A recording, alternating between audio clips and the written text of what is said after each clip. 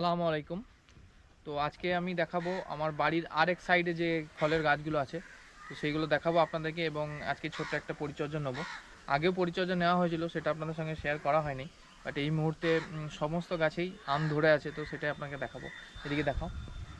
এই যে এটা যেটা দেখতে পাচ্ছেন, এটা হচ্ছে আম্রপালি, আলাদা একটা জাতের। মানে এটা সবার আগে মুকুল আসে, কিন্তু আম পাকে কিন্তু সবার দেরিতে। মানে বৈশাখ মাস পেরিয়ে জ্যৈষ্ঠ মাস দিকে এই আমটা পাকবে। এটা আম্রপলি জাতেরই, এটা আলাদা একটা ফ্লেভার। পাকার পরে একটা আজবায়নের মতো সেন্ট ওঠে। তো পরিচর্যা বলতে এই যে গোড়াগুলো দেখতে পাচ্ছেন, এগুলোতে আগাছা জন্মেছিল, সার দেওয়ার জন্য অতিরিক্ত আগাছা হয়েছিল, এটা কালকে পরিষ্কার করা হয়েছে। এবং আজকে এটাতে পটাশ সার দেবো, এবং পটাশ সার দেওয়ার পর গোড়াতে জৈব সার ভরে দেবো, তাতে পরবর্তীতে আমগুলো যখন মোটা হবে সেটা কাজে লাগবে এবং গাছেরও কাজে লাগবে।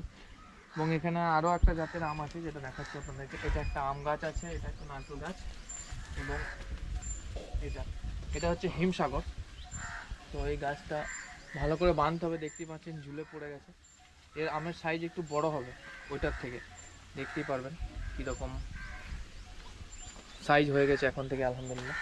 তো এর সেম এই গোড়াগুলোকেও কুড়ে পটাশ এবং গোবর সার দিয়ে বেঁধে দেবো, এবং এর বাঁশগুলো একটু নরম হয়ে গেছে, তো সেগুলোকে ইয়ে করে দিতে হবে। আর আমের ধরার দেখে মনে হচ্ছে যে অল্প, কিন্তু এটাই স্বাভাবিক, কারণ এগুলো যখন বড় হবে তখন গাছ ভরে যাবে। আর এই বছর এমনিতেই আমের মুকুল প্রচুর এসেছিলো, কিন্তু আম সব ঝরে গেছে ওয়েদারের জন্য।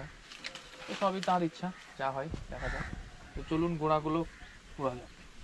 একটা পেঁপে গাছ আছে, পেঁপে গাছটার কন্ডিশন খুবই ভালো ছিল, বাট বারবার ছাগলে খেয়ে নিচ্ছিল একে, তো সেই জন্যই সমস্যা হয়েছে।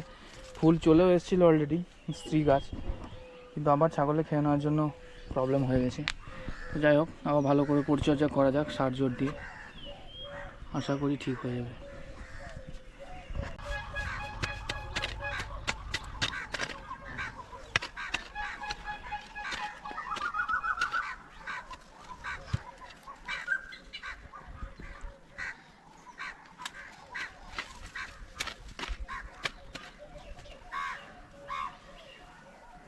যেহেতু পুকুরের ধার একদম খুব অসুবিধা, মাটি খুব কম, জায়গাও খুব কম, তারই মধ্যে যতটা ম্যানেজ করা যায় সুন্দরভাবে করার চেষ্টা করছি।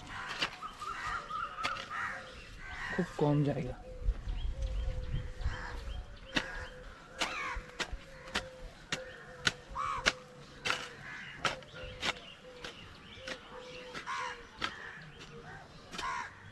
আমরা এই মুহূর্তে রাসায়নিক সার হিসেবে সামান্য পটাশ, মানে বেশি করে পটাশ এবং সামান্য পরিমাণ ইউরিয়া মিক্স করে একসঙ্গে গোড়ায় গোড়ায় 1 ফুট দূরে দিয়ে দেবো।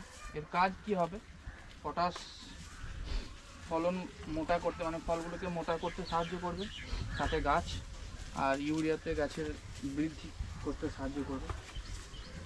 রাসায়নিক সার হিসেবে এই দুটো প্রয়োগ করব, এবং তারপরে যে দেখছেন এক একটা গাছে 2 ধামা করে গোবর সার নামানো আছে, এগুলো অপরে দিয়ে দেবো। তারপর পানি দিলে ইনশাল্লাহ সঠিক পরিচর্যা হয়ে যাবে। সেম প্রসেসে এই গাছটাকে দিয়ে দেবো।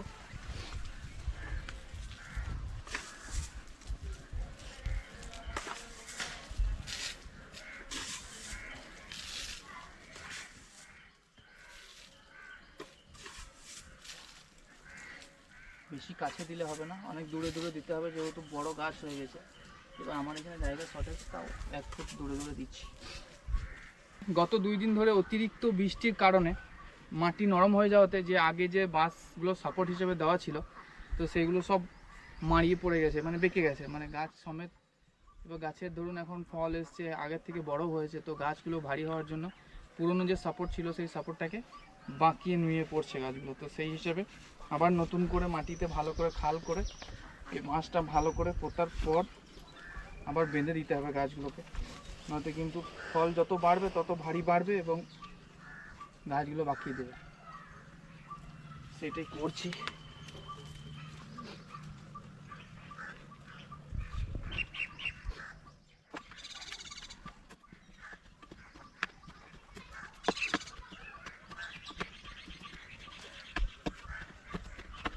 খুঁটিটাকে ভালোভাবে শক্ত করে পোতার পর এটাকে, গাছটাকে সুন্দরভাবে মোটা শক্ত দড়ি দিয়ে আমি বেঁধে দেওয়ার চেষ্টা করছি, যাতে খুঁটিটাকে সাপোর্ট নিয়ে গাছটা সোজাভাবে দাঁড়িয়ে থাকার চেষ্টা করে।